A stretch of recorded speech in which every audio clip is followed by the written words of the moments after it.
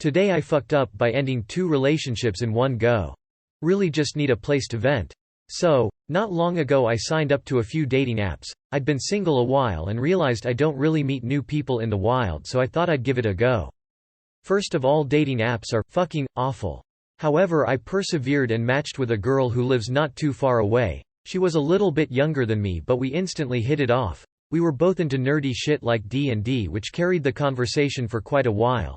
Then we found out we both had very similar interests as well as similar kinks.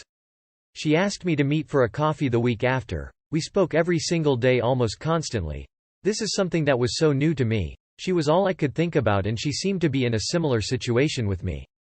She worked weekends and I work in the week, so we had to find time to see each other. I met up with her on her lunch breaks a few times. And she actually called in sick so we could spend the day together after a couple of weeks of constant flirting and building up sexual tension. So I bring her back to mine. I swear to God, it was possibly the best day I've had in a while. We laughed, listened to heavy metal, and pretty much just constantly went from fucking to being really emotional and talking about what we want, and everything seemed to match up perfectly. I normally have this thing in my head when things are going too well that I start to panic, but I had nothing like that at all. This was the first time I really did jump in with both feet without worrying or looking back. She also proceeds to ask me out, which is the first time a girl has ever asked me out first. Everything seemed to be going amazingly. Then I drove her home. It was about a 40-minute drive and a fair bit of traffic, but we talked the whole time, being sickly besotted with each other. I get to hers parking just around the corner as instructed. We make out a bit, then she leaves, looking as happy as I was. I go to leave and I see some guy hail me down. At first he asks me if I'm an Uber, which I said no. I figured he was waiting for an Uber and got the car mixed up. Then he just asked me if I dropped off girl's name who I spent an evening confessing my love to and railing, to which I said I did. The penny still didn't drop at this moment until he says, "You are aware that she's my girlfriend, right?" I literally felt my chest sink. Suddenly the weird timings of our meetings made sense, as well as how much she kept running off when her phone rang. I was devastated. I apologized to the guy and said I had no idea. The guy seemed weirdly chill, like he was clearly very pissed, but I don't think he was pissed at me directly. He pretty much just said, "Yeah, she does this a lot, thought I'd give you a heads up," patted me on the shoulder and left. My brain was exploding the whole way home. It took a few hours to worry as the guy saw me outside her house and I literally left. I'd started to worry if he'd see her afterwards. I mean, I got no violent tendencies from the guy, but who knows by this point. I asked her to call me the moment I got home, which she didn't respond to for a full day. Which basically just made everything worse, as my ADHD brain assumed her being dead was the only feasible reason why she didn't contact me. But in the end she called me, confirmed everything, mentioned that she cheated on the guy 4 or 5 times in the past few months, but she wanted it to work with me as she'd broken up with him now. I tried it for like a day, but everything just felt wrong now, so I called it off, and haven't heard from her since. I know if I go back to dating apps I'll regret calling this off and probably wish I persevered, but surely in the long run that would never have worked, right? Right? Too long did not read. Met a girl on a dating app. Got horrifically caught up in feelings. Spoke non-stop for 3 weeks. After finally being asked out and having the best sex of my life, I drop her off only to be greeted by her current boyfriend, thus ending both my new relationship and her previous one. You won't regret calling this off, I'd wager. If she'll cheat with you, then she'll cheat on you. Cheaters can't be trusted. Period. Well, if dude said, "She does this a lot," then you can't take any responsibility for her relationship, which may or may not have ended. You could never have trusted her. The good you get out of all of this is knowing that there are women out there you can talk and laugh and have a great time with. Probably more than a few. Many of them won't be lying cheaters, too. Bro, she cheated on this guy 4 or 5 times in the past few months. That's just who this person is. Today I fucked up by wearing normal shorts while swimming. Edit 2. Okay, I understand my fuck up. Someone had this idea. Next Sunday I will go back wearing a swim outfit selected by Reddit. Comment with a pic, and the one with the most upvotes is the one I shall wear. Let's keep it blue, haha. I'll show proof. Thanks. I am 35. Go to the local community pool every Sunday to get some laps in. I am not the best swimmer, didn't learn back in India, but I use it to try stay in shape and keep active. Over the past few weeks there have been a bunch of girls who come there to train as well, about 7 of them. They seem to be part of some college swim team, as their swim caps have the same college crest on them. I figured I would take this opportunity to ask them for some pointers while they are there. So for the past couple of weeks they have been giving me some tips at the end of their training session. The biggest tip they gave was that I need to kick with my legs more. This morning when I went I saw them do some diving drills. I had never actually tried to dive and was curious to try it out. The girls saw me and after they finished their session they showed me how to dive and I feel like I got it pretty quick. Then one of the girls said I should try to combine the dive with a swim of a full lap. They kept saying that after I dive, I need to remember to kick as hard as I can. I was feeling pretty confident and wanted to impress the girls there, so I agreed and told them, "Now let me show you how a man does it." I got up on the mini diving podium and the girls were now out of the pool watching me. I was giving a countdown and in I went. As I hit the water I just kept telling myself, make sure to kick. So I made sure to kick like I never have before. I actually felt like I was going faster than I normally do and was feeling quite happy with myself. But about a few seconds after I realized something, as I dived in my shorts kinda sagged a bit, and combined with the violent kicking I was doing, my shorts had slipped off. I panicked. I immediately stopped and turned around to see my shorts sink to the bottom. I tried a few times to dive down and get it, but it was too deep for me. I could not reach them. Thankfully one of the girls dove in to retrieve my shorts. She gave them to me and I immediately put them back on whilst in the pool. Almost out of breath at this point. I got out and just bolted to the changing room. I told my friend this story and he insisted I post about it here.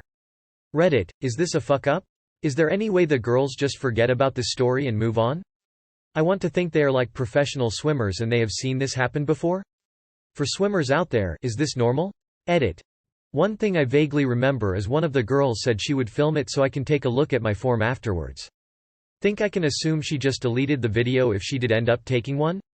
Should I bring this up next Sunday or just ignore it? Too long did not read. Tried to dive and swim a lap at a pool in front of some college swimmer girls and lost my shorts in the process. They will forever remember how a man does it. And they will tell all their friends. That's what you get for saying shit like that. Edit. There is no way she deleted that video. Let me show you how a man does it. Guarantee they thought less of you the moment you said that. At least I did. I mean, come on, they were nice enough to help you and give you tips and you basically said you thought you could do it better than them just because you're a man. I hope that the water wasn't too cold. #LETME show you how a man does it. This statement has never ended successfully. I spent about 12 years competitively swimming on teams and lifeguarding, including through college. Even on off days I'd just hang at the pool with other swimmers from the team or guards. Trust me, they thought this was hilarious in a good way. Have a good attitude about it, and honestly this might have brought y'all closer as friends. Today I fucked up by charging at my 7 months pregnant wife. Obligatory. This happened a couple weeks ago. My wife and we're expecting our first child. Girlie decided to come early, but is doing great. As the pregnancy has progressed she had started snoring like a freight train. So to cope I had taken to either sleeping on the couch or in the bed with headphones and listening to an audiobook. Enter my first mistake. On said night I decided to sleep in the bed with her and I forgot to put in my headphones. I'm tossing and turning trying to fall asleep as I have Norfolk Southern's R-Line hauling a 150 carload of pure anthracite coal. Luckily our 1990s air conditioner that is just as no-see kicks on and I get this perfect blend of white noise. Now I'm slowly, but surely, entering the twilight zone. As I'm about to cross over to the sometimes disturbing, mostly WTF, but massively entertaining land that is my subconscious, I hear our bedroom door slowly creak open. I groggily open my eyes to see a dark shape standing in my doorway. Now I've always heard of people having a fight or flight response. I've always assumed I was a fighter and not a flighter, and boy did I learn that evening. I'll tell you, I hopped out of that bed so quick my back cracked and I felt a few years younger. I'm out of bed and I am hauling ass at this intruder. We have a baby gate we use to keep the dog on my side of the room and I hurdle that thing like I'm set to break the 110 male men's hurdles Olympic record. As I'm getting closer, I get ready to make a tackle that would make my HS football coach cream his khakis. As I approach the intruder I yell, "Hey!" as about as menacing as I can at 3 a.m. after having fallen asleep not 15 minutes before. Well, it apparently worked because in response I hear a very terrified, but noticeably feminine voice screaming, "It's me, it's me." I immediately realize it's my wife doing her middle of the night pee thanks to baby, and I hit the brakes fast. Naturally she's in tears, I'm shook, and I'm apologizing profusely. Luckily she didn't wet herself, the floor, and made it to the toilet in time. I ended up not getting much sleep that night, and the icing on the cake was the dog giving me a "you idiot" look before lying back down for the night. As penance and obviously safety reasons, I sleep on the couch every night since. Too long did not read. My pregnant wife got up in the middle of the night to go pee. I thought she was an intruder and almost tackled her. Edit. Spelling mistake. Earplugs have saved my marriage. I pay $6 for 100 of them at the pharmacy. What you did wasn't intentional or out of anger, so I think it will pass. Sounds like your heart is in the right place. I love how you described your dog's look. I am not even joking when I say you are lucky not to have guns in the house for protection. At least she knows you'll defend her, the baby and the dog if it comes to it. Haha. She'll be laughing about this soon, man. Wouldn't stress. We need dog tax. Today I fucked up by realizing I destroyed an art piece in a gallery 10 years ago. While this event happened 10 years ago, I literally just realized an hour ago what I actually did. In 2014 I was just completing my master's degree in design. Now, the way the degree was set up, it was one course of 40 people, but we were all doing different areas. Dance, architecture, sculpture, textiles, everything and anything. We'd have lectures together, and present the progress on our projects every couple of months. So end of year comes around and we start setting up our final gallery show. The space we were using was the first-year art students' workshop, which we cleared out and prepped and painted fresh. When I arrived to do my part, one wall is a mess. Like 100 holes all over it, like a hammer and knife attack. I was pissed that a first year did this to a structural wall, and grabbed the sandpaper, filler and paint to fix it. The show went ahead fine with a warning, wet paint, sign on that section. I think you can tell where this is going. You know how your brain suddenly reminds you of things out of nowhere. Like, shit, my laundry. Or, arg, I forgot to pay that bill. Well, I'm sat in bed today and suddenly realize. Fuck, that was Anna's master degree piece. You see, Anna was a part-time mature student on different hours to the rest of us. We saw one presentation of her work which was about making repeated holes, cuts into paper, card. I never thought about it much again. She must have come in before the rest of us, created the wall piece for the show, and left. And I'd gone filled it and painted it away. To be fair, she never left any note or name on the piece. I don't even know if she knew what happened to it, since it's not like she would need to come back to collect it after the show since it was, a wall.